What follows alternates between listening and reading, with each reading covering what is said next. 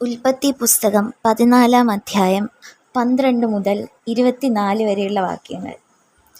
അബ്രാമിൻ്റെ സഹോദരൻ്റെ മകനായി സോദോമിൽ പാർത്തിരുന്ന ലോത്തിനെയും അവൻ്റെ സമ്പത്തിനെയും അവർ കൊണ്ടുപോയി. ഓടിപ്പോന്ന ഒരുത്തൻ വന്ന് എബ്രായനായ അബ്രാമിനെ അറിയിച്ചു.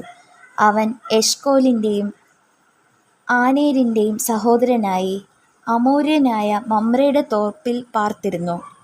അവർ അബ്രാമിനോട് സഖ്യത ചെയ്തവരായിരുന്നു.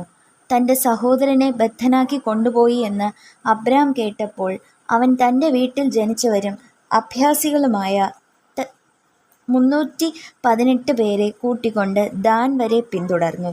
രാത്രിയിൽ അവനും അവൻ്റെ ദാസന്മാരും അവരുടെ നേരെ ഭാഗം ഭാഗമായി പിരിഞ്ഞു ചെന്ന് അവരെ തോൽപ്പിച്ചു.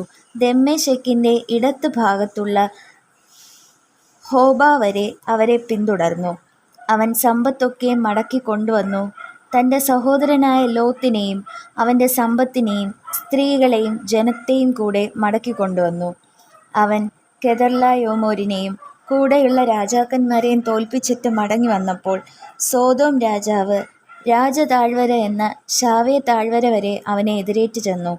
ശാലേം രാജാവായ മൽക്കീസേദെക്ക് അപ്പവും വീഞ്ഞും കൊണ്ടുവന്നു. അവൻ അത്യുന്നതനായ ദൈവത്തിൻ്റെ പുരോഹിതനായിരുന്നു. അവൻ അവനെ അനുഗ്രഹിച്ചു. സ്വർഗത്തിനും ഭൂമിക്കും നാഥനായി അത്യുന്നതനായ ദൈവത്താൽ അബ്രാം അനുഗ്രഹിക്കപ്പെടുമാറാകട്ടെ. നിന്റെ ശത്രുക്കളെ നിന്റെ കയ്യിൽ ഏൽപ്പിച്ച അത്യുന്നതനായ ദൈവം സ്തുതിക്കപ്പെടുമാറാകട്ടെ എന്ന് പറഞ്ഞു.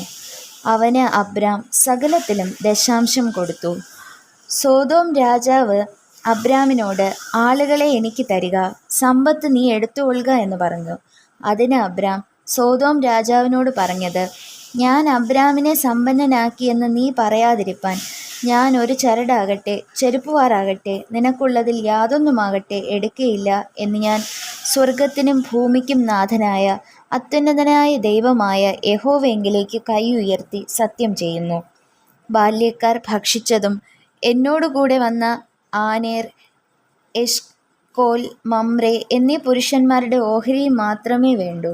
ഇവർ തങ്ങളുടെ ഓഹരി എടുത്തുകൊള്ളട്ടെ. ഈ വചനങ്ങളാൽ ദൈവം നമ്മെ ഏവരെയും സമൃദ്ധമായി അനുഗ്രഹിക്കുമാറാകട്ടെ. ആമേൻ.